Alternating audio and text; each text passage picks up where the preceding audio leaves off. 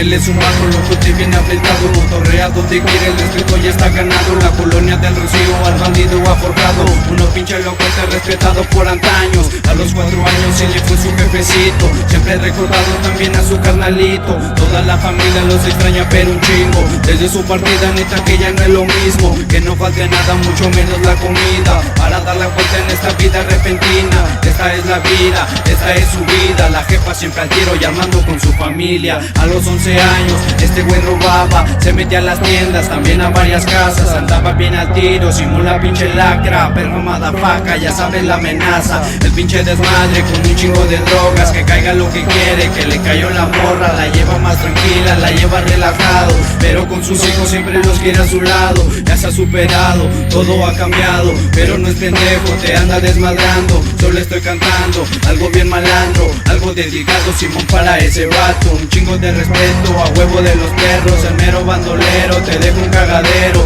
Dos mejores compas, carnales de otra madre, se pasa de copas, ya se armó desmadre. El mero Martínez lo conocen como el Gil. Un chingo de saludos para el Coco y el David, un chingo de saludos para el camarada del Gil. La escuela es superada, de la calle hasta morir. La abuela es de familia, tirando muchas rimas. Saludos maladrones para ti y a tu familia. La calle tempestad, marcada seguida. A la verga bien locotes, no importa la autoridad. El 12 locochón, te apendeja bien cabrón. Cuando entramos en ambiente cotorreamos con Scrum. El 12 locochón, te apendeja bien cabrón. Cuando entramos en ambiente cotorreamos con Scrum. Saca de la verde, vámonos que huele. Saca de la verde, el que se duerme pierde. Saca de la verde, vámonos que huele. Saca de la verde, el que se duerme pierde. Saca de la verde, vámonos que huele.